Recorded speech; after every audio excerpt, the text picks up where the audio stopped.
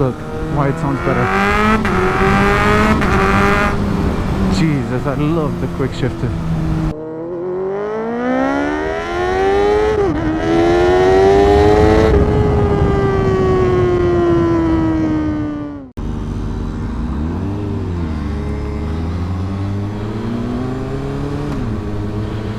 Alright guys, so we are now out and about to speak to you about what I consider to be one of the greatest mods I've done to both my bikes. I put a Quickshifter on both my bikes.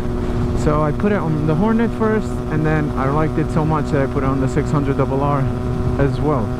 And I must say it is the best mod I've ever done to my bikes. The Quickshifter I'm using at the moment is done by Healtech electronics. I have their Quickshifter, I've got their speedo healer, oh yeah, and that's it. But they do quite a lot of other stuff. Check their website out, they have quite a lot of stuff, and I must say, through my experience with their items, they are exceptionally good at what they do. Okay, nonetheless, what the hell is this? Alright, that's actually pretty cool. So the way a Quickshifter works is, first gear, obviously you always need to clutch in, but that happens even with factory fitted Quickshifters. So first gear you always need to clutch in and engage first gear. And Quickshifters normally work best at higher RPM, okay? But that doesn't mean they don't work at lower RPM. And I must say I'm very surprised with the Healtech one, because it's very smooth across the rev range. Some Quickshifters are quite jerky at low RPM, so they will insist in not changing gear when at low RPM. But this one, it's actually very smooth across the whole RPM range. Look, I'm not even putting any effort to it, and it just shifts gears so good and so well that I'm quite impressed. So going back to what I was saying, so the way a Quickshifter works is you use your clutch to engage first gear. So, you know, clutch in, pedal down, first gear, and then after that you can just pull your pedal up, and that's it. You don't need to release your throttle, you don't need to clutch in, you don't need to do anything. You still need to do that when you gear down, but you know, it is what it is. Quickshifters were always like this, and some of them at the moment do actually auto blip, so you can actually shift down without a clutch, but those are normally factory fitted, otherwise it's quite hard to do. Healtech does say that downshifting while not clutching, it is possible at some instances, but it's very specific cases that they are able to make it work, at which they're able to make it work. So the way this works is there's no shift rods replacement, so you keep everything standard, all the original parts, you keep them standard, but they do supply you with a pressure switch that detects when you are shifting up, because it compresses this switch, and it then sends a message to, not the ECU, but sends a message to the ignition coils to stop them firing the spark plugs.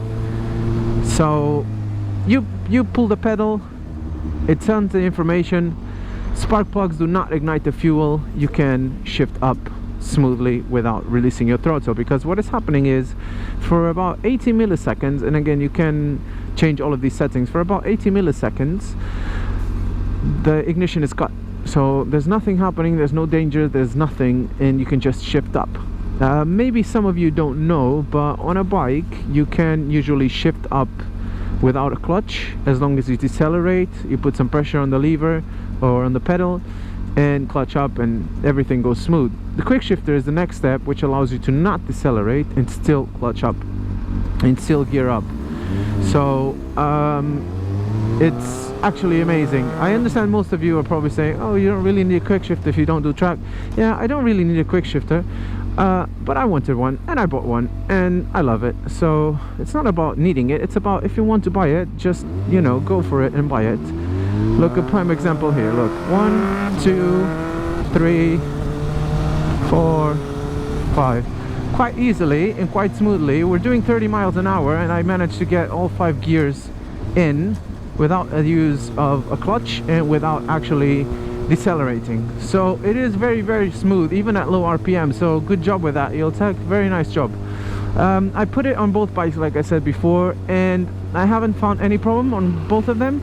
Initially on the Hornet, I was feeling it unresponsive. So whenever I shifted up, it was kind of taking some time to understand what was happening. But the other amazing thing about this, and I was very surprised, is it actually has an app, a Bluetooth app, that you connect to the device you have on the back, and you can go through a setup wizard like if you're installing a program. And the setup wizard will ask you a few questions like what's your engine RPM while idling, and what's your pressure on the pedal. So you sit on the bike, you actually shift up, and it will measure how much force you put into it, and it will take this as consideration, and it will use this value to know when you're actually shifting up or when you're just resting your foot on the pedal, even though you shouldn't, but we know this happens. So it is quite a smart device. So if something is not feeling right, you can just go through the setup wizard again and just tune it. And if you have access to a dyno, it would get even better, because you can actually time how long your ignition gets cut. So you can change how many milliseconds it takes for the ignition to cut, or how long the ignition is cut. Honestly, you don't really need the dyno. The setup wizard does the job straight away, so it's quite simple to do. You sit on the bike, put it on a rear paddock stand, sit on the bike slowly, and go through the setup wizard. Believe me, it probably took me about 20 minutes to set the whole thing up. And I'm gonna tell you, the hardest part of setting this up is hiding the cables. If you want a clean job, the hardest part is honestly hiding the cables. I'm gonna show you where mine is set up and how it's actually done, so you get a better picture of how it actually works. We're just gonna stop quickly somewhere here. No, obviously not here, but I'm gonna quickly stop here somewhere, and I'm gonna give you a brief explanation on how this actually works. Alright, so we're almost there. We're gonna stop a bit here in the park. I'm gonna explain you more or less how this is connected to the Hornet. CBR, same concept, different connections, and I'll explain you what happens in the CBR. So if you have any questions, if you want to assemble this on a 600RR, probably R1, most of the bikes are going to be very, very, very similar. And if they're not similar, if they're different from each other, they will supply you with a diagram, which allows anyone to actually make these connections. Sometimes it's a bit of a hassle, because you have to take some things out, like maybe the tank, maybe a radiator, maybe, you know, there might be some breakdown involved, but actually the actual setup for this is very straightforward. It's literally like putting a plug in a socket. Look why it sounds better. Jesus, I love the Quickshifter. Honestly, guys, if you want to put it on one of your bikes, just go for it. They're not very expensive either. They cost you £250. They cost you £250. Yeah, it's still some money, but if there's something that you always wanted to do, then Healtech is probably one of the least expensive ones. I think it goes between 250 to 270, 280. I'm not sure, but this one cost me, I think, 270. Cost me 270. And yeah, there's not much fiddling around. So you grab it, you put it on, and that's it. It's ready to roll. Alright, so long story short, looking at the bike, the Hornet is a bit different. So the Hornet has two ignition coils, one here, while on the CBR you've got 1, 2, 3, 4 ignition coils on this area here. Okay, so the Hornet setup is a little bit different, but they're both going to be quite similar. So the way it works, let me open this up before I suffocate myself. So the way it works is the following. You've got a ignition coil under this lid, and they supply you with two connectors. All right, so it's literally like speaker connectors, so it's straight on. Those connectors go there. There's another two on this side of the bike here, and then there's a cable that's going to run to the back here to a unit that they have. This unit is this unit is actually here. So you see the Quickshifter, you see my speedo healer. So this unit is actually here. So this is what does all the job. Alright, this little unit is what tells your ECU, or what tells your ignition coils not to actually ignite the spark plugs, and that's how everything works. So you've got a little sensor here. So this is the sensor that they supply. Alright, so there's a little cable. I ran it through here, and then it connects to this. When you press the pedal, this sends the signal to that, and that will in return send the signal through this to your ignition coils to actually cut the fuel, or cut the ignition, and allowing you like that to actually shift without a clutch. Okay, now actually shift without a clutch. So it's a very straightforward thing. Like I said, the hardest part for me was to actually hide the cables. One thing I was mentioning before, so with the CBR, actually you will need to connect it here. So it's a little bit more work because you have to lower the radiator and whatnot, but it's the same process. So 4 cables come to the back, 1 cable comes to the gear lever, and that's it. So it's quite a simple process. Honestly anyone can do it, unless it involves removing the tank out and removing radiator out, but normally it doesn't. You can just lower your radiator to access spark plugs. So it should be more than should actually be more than safe. Should actually be more than safe for you to use. It should actually be more than safe for you to do it yourself. So if you're thinking of it but you're scared of doing it yourself and you don't want to pay anyone, don't be scared. It's quite a simple process. They supply you with a diagram as well, so do not worry, you will be able to do it. I'm gonna leave some examples of the Quickshifter at work so you see how nice it actually sounds and how good it performs.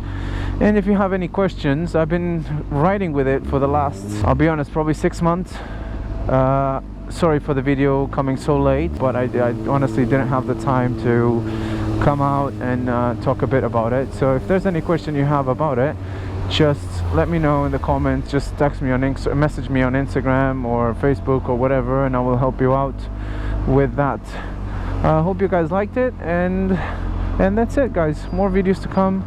Trying to be a bit more active now. I have a bit more time. Things might change in the future, but I will get some more videos out for you guys.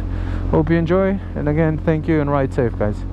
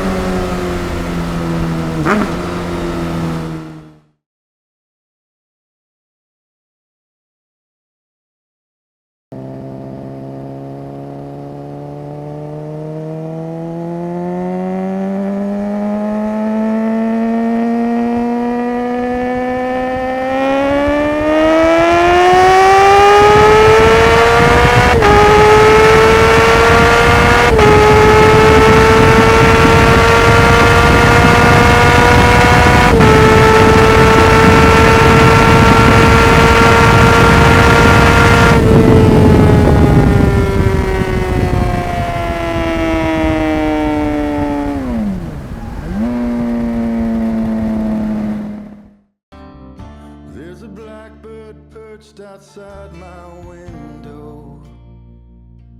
I hear him call.